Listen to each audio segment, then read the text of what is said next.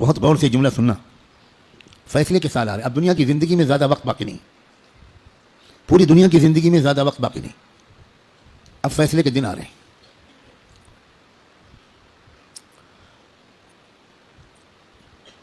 پہلے جیسا اب زمانہ نہیں ہے. ایک ایک دن جو گزر رہا ہے یہ فیصلے کے دن سے ہمیں قریب کر رہا ہے. اور فیصلے کے دن کی جو سب سے بڑی علامت ہے جب فیصلے کا دن قریب ہے وہ ہے فلسطین کے حالات. کیونکہ اب بہت بڑے بڑے واقعات ہوں گے. دجال کی آمد بھی بہت دور نہیں ہے, اور حضرت عیسیٰ کی آمد بھی بہت دور نہیں ہے, اور امام مہدی کی آمد بھی بہت دور نہیں. اب مسئلہ یہ ہے کہ اگر اب بھی ہم گناہوں کی زندگی میں لگے تو ہمیں اللہ دجال کے ساتھ کھڑا کر دے گا, توبہ کی توفیق بھی ہم سے چھین لے گا. حضرت امام مہدی کے دشمنوں کے لشکر میں ہم کھڑے ہوں گے. اب یہ دیکھو, یہ وہ وقت ہے, کچھ پتہ نہیں کس وقت اگلا قدم اٹھ جائے. جو نشانیاں اللہ کے رسول نے بتائی تھیں آخری فیصلہ کن دور کی بڑی تیزی کے ساتھ آ رہی ہیں. اس میں ایک نشانی یہ تھی کہ بہت بھیانک جنگ ہوگی یہودیوں کے درمیان اور اصلی ایمان والوں کے درمیان. اس لیے جو کچھ اس وقت غزہ اور فلسطین میں ہو رہا ہے اس سے ہر ایمان والے کا ایمان ہزاروں گنا ہر منٹ میں بڑھنا چاہیے, اس لیے کہ وہی ہو رہا ہے جو اللہ کے رسول بتا کر گئے تھے. جس وقت وہ آپ بتا رہے تھے اس وقت تو فلسطین میں کوئی مسلمان تھا ہی نہیں, اور آپ یہ بتا رہے ہیں کہ ایک بھیانک جنگ ہوگی, خطرناک جنگ ہوگی, یہودیوں اور ایمان والوں کے مابین ایک خطرناک جنگ ہوگی. آپ بتا رہے ہیں کہ ایک علاقہ ہوگا جہاں سچے پکے مومن جان دے رہے ہوں گے اور جان لے رہے ہوں گے, قربانیاں دے رہے ہوں گے. مسجد اقصیٰ کی حفاظت میں نوجوان جوک در جوک شہید ہو رہے ہوں گے.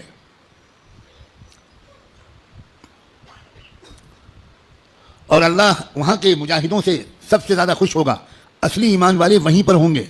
یہاں تک کہ جب صحابہ نے پوچھا کہ یہ لوگ جن کے بارے میں آپ کہہ رہے ہیں سچے پکے مومن, یہ کہاں ہوں گے؟ آپ نے فرمایا یہ بیت المقدس اور اس کے چاروں طرف ہوں گے, مسجد اقصیٰ اور اس کے چاروں طرف ہوں گے. بالکل ٹھیک وہی جو کچھ آپ نے فرمایا تھا اس وقت وہاں ہو رہا ہے.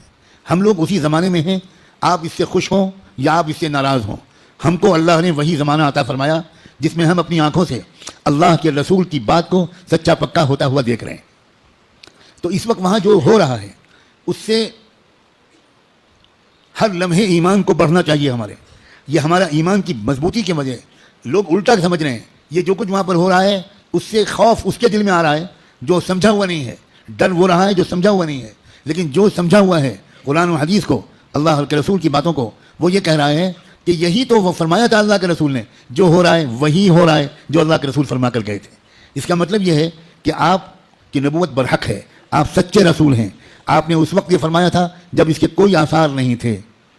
اب آپ نے جو آئندہ کے بارے میں فرمایا تھا کہ جو ہوگا, جب وہ ہو رہا ہے اور پچھلے 6 مہینے سے ہو رہا ہے بلکہ پچھلے 75 سال سے ہو رہا ہے جو اللہ کے رسول بتا کر گئے تھے, تو اس کے بعد میں جو ہوگا اس مقابلے کا آخری انجام, اس کے بارے میں اللہ کے رسول نے جو کچھ فرمایا وہ بھی یقیناً ہو کر رہے گا. اور وہ کیا ہوگا؟ وہ یہ ہوگا کہ اللہ کے کلمے کا بول بالا وہاں سے پھیلنا شروع ہو کر پورے عالم کی ہر کچی پکے گھر میں اللہ کا کلمہ داخل ہوگا. پوری زمین پر انصاف کا نظام قائم ہوگا, اللہ کا حکم چلے گا, باطل ٹوٹے گا, حق کا غلبہ ہوگا. ایمان والوں کو اللہ تعالیٰ عزت, حکومت, اقتدار, طاقت, غلبہ دیں گے, ان کی قربانیوں کے انعام کے طور پر ضرور دیں گے. اور پھر دجال کا قتل ہوگا, دجال سے چھٹکارا ملے گا. پوری دنیا میں لا يبقى بیت مدر ولا وبر الا وتدخل فيه کلمۃ الاسلام بعز عزیز او بذل ذلیل. اللہ کے رسول کی حدیث کے الفاظ ہیں کہ کوئی کچا پکا گھر یا کوئی خیمہ ایسا نہیں بچے گا جس میں اللہ کا کلمہ داخل نہ ہو جائے, طاقت کے بل پر یا قبول کر کے داخل ہو کر رہے گا. اس لیے لوگوں یہ بہت چوکنا رہ کر جینے والا زمانہ ہے. اگر اسی طرح غفلت میں رہے جس طرح آپ تک جی رہے ہیں تو ہمیں خبر بھی نہیں ہوگی, اور اللہ کی طرف سے فیصلہ ہو چکا ہوگا کہ اس نالائق, فاسق, فاجر, خطاکار, گنہگار مسلمان کو میں دجال کا ساتھی بناؤں گا. یہ امام مہدی کا ساتھی نہیں بنے گا، یہ حق کا ساتھی نہیں بنے گا، یہ سچ اور انصاف کا ساتھی نہیں بنے گا، یہ مظلوموں کا خادم نہیں بنے گا، یہ ظالموں کا ایجنٹ بنے گا، یہ ظالموں کا مخبر بنے گا، یہ ظالموں کا دلال بنے گا، 4 پیسے کے لیے تھانے پہ جا کر مخبری کرے گا۔ یہ فیصلہ کسی لمحے ہم میں سے کسی کے بارے میں ہو سکتا ہے۔ یاد رکھنا، میں نے اللہ کی توفیق سے اپنی بساط کے مطابق بہت لمبی بات کو چند جملوں میں سمیٹ کر آپ کے سامنے رکھ دیا ہے۔ قسم کھا کے کہتا ہوں، اس میں ذرا بھی مبالغہ نہیں ہے، فیصلے کا دن قریب ہے۔ اب اگر گناہوں کی طرف واپس لوٹے، اب اگر پچھلی زندگی کی طرف واپس لوٹے، جن غلطیوں کو چھوڑنے کا فیصلہ کیا ہے، بار بار اللہ تعالیٰ سے عہد کیا ہے، بار بار رو رو کر انفرادی اور اجتماعی طور پر یہ ارادہ کیا ہے کہ اب گناہ کی طرف واپس نہیں جائیں گے، دوستو اب اگر واپس گئے تو پتہ نہیں پھر دوبارہ توبہ نصیب ہوگی کہ نہیں، کیونکہ یہ جو دن اب آ گیا زمانہ، اس زمانے کو پہچاننا علماء کا فرض ہے۔ علماء کی ذمہ داری ہے کہ وہ اس دور کو پہچانیں۔ پچھلے دور کی روایتی باتوں سے کام نہیں چلے گا، اب آپ کو اکابر علماء کے پاس رہنا پڑے گا، کچھ مہینے گزارنے پڑیں گے، تربیت لینی پڑے گی، ان کا اعتماد حاصل کرنا پڑے گا۔ جب اعتماد ہوگا تب وہ آپ کو خاص خاص باتیں بتائیں گے، تب وہ آپ کو اپنے سینے کا علم منتقل کریں گے، تب آپ کو وہ امانت سونپیں گے، آپ کو ایک ذمہ داری سونپیں گے کہ بھئی کس طرح امت کے عوام اور خواص کو، امت کے مردوں اور عورتوں کو، اور خاص طور پر امت کے نوجوانوں کو کس طرح سنبھالنا ہے۔ سب سے زیادہ بنیادی بات اس وقت مجھ کو اپنے سے بھی کہنی ہے اور آپ سے بھی، وہ ہے استقامت۔ اب جمنا ہے، کہو انشاءاللہ۔ اب تقوی پر جمنا ہے، اب اللہ کی اطاعت پر جمنا ہے، اب گناہوں سے دور رہنا ہے، اور جیسے کوئی غلطی ہو جائے سب کام چھوڑ کے اللہ سے معافی مانگنی، دیر نہیں کرنی، کیونکہ پل پل یہ خطرہ ہے۔ جو واقعی زمانے کے تقاضوں سے واقف لوگ ہیں، وہ ہر وقت ان کا دل اس وقت فلسطین کی طرف لگا رہتا ہے، اور اس لیے کہ وہ بار بار تازہ ترین وہاں کی خبریں جاننا چاہتے ہیں کہ کہیں دجال آ تو نہیں گیا، کہیں کوئی ایسا دعویٰ تو نہیں ہو گیا۔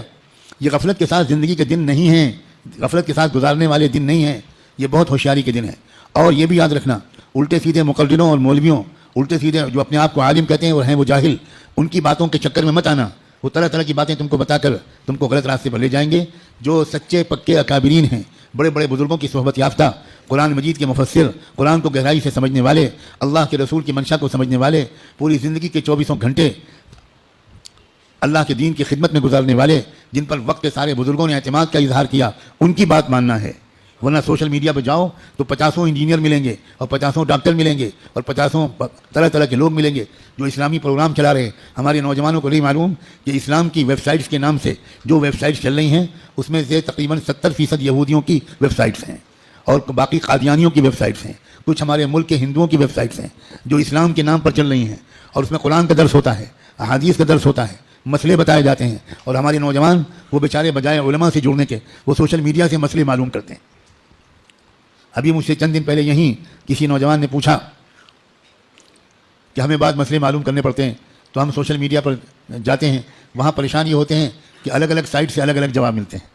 میں نے ان سے پوچھا کہ جب آپ بیمار پڑتے ہو تو سوشل میڈیا پر جا کر علاج کراتے ہو؟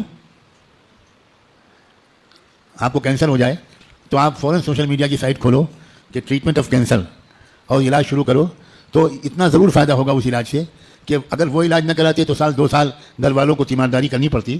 سوشل میڈیا کے علاج سے انشاءاللہ بہت جلدی گھر والوں کی پریشانی دور ہو جائے گی۔ جب آپ کو کوئی مقدمہ لڑنا ہو، کوئی عدالت کا مسئلہ قانون کا ہو، تو آپ کس کے پاس جاتے ہو؟ کسی انجینئر کے پاس، کسی انجینئرنگ کی سائٹ کے پاس جاتے ہو کہ بھئی ہم کو فلاں قانون معلوم کرنا ہے تو انجینئر صاحب بتا دیجئے۔ تو انجینئر صاحب اگر آپ کے خالہ بھائی ہیں تو وہ آپ کو مسئلہ بتانے کے بجائے یا مشورہ دینے کے بجائے اپنے چپراسی سے کہیں گے ان کو بائک پہ بٹھاؤ اور دماغ کے ڈاکٹر کے پاس لے جاؤ، اور دیر نہ کرو، جلدی کرو، جلدی۔ بھائی جب کوئی مسئلہ معلوم کرنا ہے تو سوشل میڈیا پہ مت جاؤ، کسی محقق عالم کے پاس جاؤ، ان سے بات پوچھو۔ اس لیے موجودہ زمانہ کیا ہے، یہ دور فتن کیا ہے، کس کس ترتیب سے فتنے آنے والے ہیں، کیا ہونے والا ہے، دنیا بھر کے حالات کیا علامتیں دکھا رہے ہیں، کیا آثار ظاہر ہو رہے ہیں، بر صغیر ہند و پاک میں کیا تبدیلیاں ہو رہی ہیں، سرزمین فلسطین میں کیا حادثے رونما ہو رہے ہیں، عالم عرب میں کیسے مشرک لوگوں کا قبضہ ہو گیا ہے، عرب حکومتیں اس وقت مندروں کا افتتاح اپنے عرب ملکوں میں کرا رہی ہیں، مندروں میں بیٹھ کر افطار پارٹیاں ہو رہی ہیں، عرب حکام کس طرح اس وقت مشرکانہ نعرے بلند کر رہے ہیں، یہ سب آخری زمانے کی علامتیں ہیں۔ اللہ کے رسول یہ تک فرما گئے تھے کہ قیامت اس وقت تک قائم نہیں ہو سکتی جب تک جزیرے عرب میں بت پرستی پھر سے نہ شروع ہو جائے۔ اب دنیا حیران ہے کہ ابوظبی میں مندر کیسے بن گیا، اور اس سارے عرب حکومتوں حکام کو کیا ہو رہا ہے۔ دنیا حیران ہے کہ سعودی عرب کے شہزادہ محمد بن سلمان اس قدر کافرانہ، فاسقانہ، گمراہانہ عقائد اور اعمال میں کیسے پھنس گیا. دنیا اس لیے حیران ہے کہ دنیا کو نہیں خبر تھی کہ یہ سب بتا چکے ہیں محمد الرسول اللہ صلی اللہ علیہ وآلہ وسلم. یاد رکھنا بھارت کے مسلمانوں، ہم محمد ابن سلمان پر ایمان نہیں لائے ہیں، ہم محمد ابن عبداللہ صلی اللہ علیہ وآلہ وسلم پر ایمان لائے. ہمارا کسی حکومت سے کوئی تعلق نہیں. اے سعودی حکومت کے گمراہ بادشاہوں، اے دبئی اور ابوظبی کے گمراہ حکمرانوں، ہمارا تم سے کوئی تعلق نہیں. ہمارا تعلق محمد مصطفیٰ احمد مجتبیٰ سے ہے، ہمارا تعلق قرآن سے ہے، ہمارا تعلق حدیث سے ہے، ہمارا تعلق حرم شریف کے جدید ہوٹلوں سے نہیں ہے. ہمارا تعلق مکے اور مدینے کے ان یادوں سے ہے، ان واقعات سے ہے جن کا سلسلہ شروع ہوا تھا محمد الرسول اللہ کی پیدائش سے، اور اس کے بعد نبوت سے، اور اس کے بعد ہجرت سے، بعثت سے، ہجرت سے، اور پھر اس کے بعد بدر سے، احد سے، حنین سے، احزاب سے، قادسیہ سے، یرموک سے. ہمارا تعلق ابوبکر صدیق سے ہے. ہمارا تعلق تم سعودی بادشاہوں سے اور حکمرانوں سے نہیں ہو. بھارت کے حکمران کسی عرب حکومت کے نمائندے نہیں ہیں. بھارت کے عوام مسلمان کسی بھی عرب حکمراں کے نمائندے نہیں ہیں. بھارت کے مسلمان غلام ہیں محمد الرسول اللہ. ہمارا رشتہ سیدھا ان سے ہے. ہم تمہارے محتاج بالکل نہیں ہیں، قطعاً نہیں ہیں. تم غلط کرو گے تو ہم غلط کہیں گے. ہمیں اس بات کا کوئی اندیشہ نہیں ہے کہ تم ہمارا ویزا بند کر دو گے، تم ہماری حاضری اس جگہ بند کر دو گے. سب کچھ اللہ کے ہاتھ میں ہے. ہمارا تعلق ایمان سے، قرآن سے. اپنے بزرگوں سے مضبوط ہونا چاہیے. بار بار کہہ رہا ہوں، کتابوں کا مطالعہ بڑھنا چاہیے. مجھے تم سے سخت شکایت ہے، اور میں اللہ